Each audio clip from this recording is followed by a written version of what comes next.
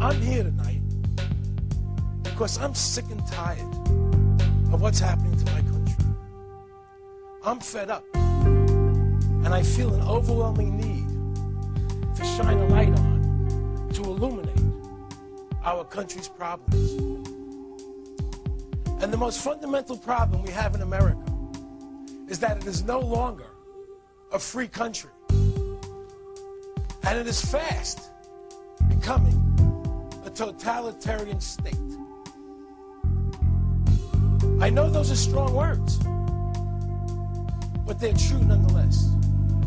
I was born a fighter. See, I remember being taught in high school that America was different because it was founded on the principle of liberty. That means nobody can make you do things against your will, including the government. And government's function was to protect that liberty. And to the republic for which it stands. Stop. Sit down. And to the republic for which it stands. It doesn't say, and to the democracy for which it stands, and to the republic for which it stands. America was founded as a constitutional republic with some democratic principles. A republic is where 99% of the people can't take away the rights of 1%. And that's why America was called a free country. Your rights were guaranteed and absolute. And to the republic for which it stands. Stop. Do you hear our elected representatives telling you our country is a republic? No! In a democracy, 51%, the majority, can take away the rights of 49%, the minority. That's not freedom. Who's ever in office determines what rights you have. Like a ping pong ball, bouncing back and forth, back and forth. One says abortion's legal, one says it's not. One says gun control, another says no. Taxes are too high, taxes are too low. Balance the budget in 7 years, 5 years, 9 years, 3 years, 1 year, 18 years. Affirmative action, no affirmative action. Speed limit 55, 75, it's safer, it's not safer. It's insanity! This creates a deep and dark division in America. Left versus right. Rich versus poor. Gender versus gender. What we need is a set of principles to live by, no matter who's in office. And we have it. It's here. It's called the Constitution. People often ask me, Aaron, are you a liberal or a conservative? A Democrat or a Republican? Those are just labels. The right question is, Aaron, are you free? Are you free? Whether we believe in our capacity for self-government or whether we abandon the American Revolution and confess that a little intellectual elite in a far distant capital can plan our lives for us better than we can plan them ourselves. Give us more authority and more ability. All of this talk about rules, we make them up as we go along. A government can't control the economy without controlling people. And they know when a government sets out to do that, it must use force and coercion to achieve its purpose. Put the legislation together to control the people. We go through the gate's closed, we'll go over the fence is too high, we'll pole vault in. If that doesn't work, we'll parachute in, but we're going to get health care reform passed. They also knew, those founding fathers, that outside of its legitimate functions, government does nothing as well or as economically as the private sector of the economy. There needs to be a focus on an immediate increase in spending. I mean, I do think at a certain point you've made enough money. The more the plans fail, the more the planners plan. You're telling me we got to go spend money to keep from going bankrupt? The answer, yeah, that's what I'm telling you.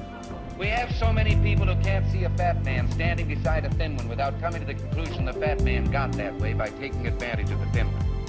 I think there are a lot of very rich people out there whom we can tax at a point down the road and recover some of this money.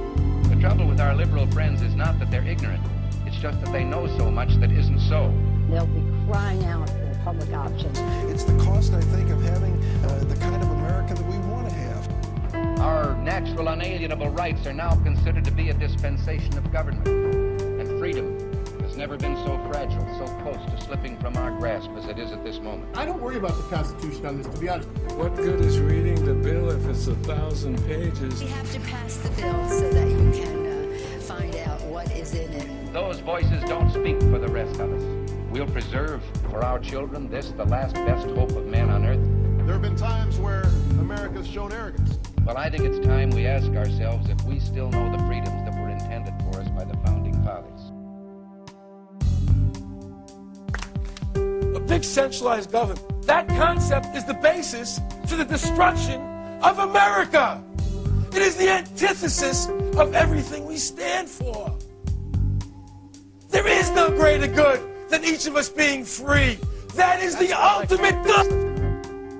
To come here, to get away from governments, force them into obedience. But now, here has become there.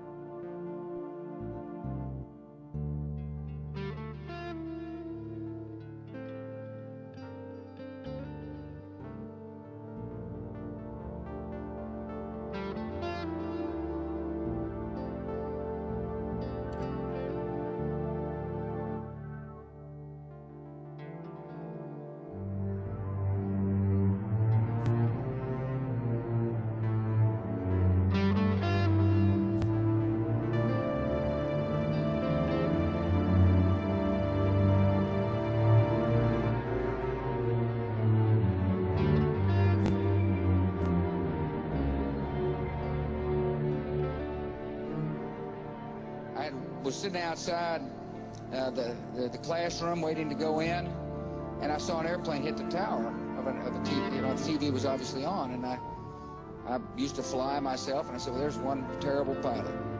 And it said it must have been a horrible accident.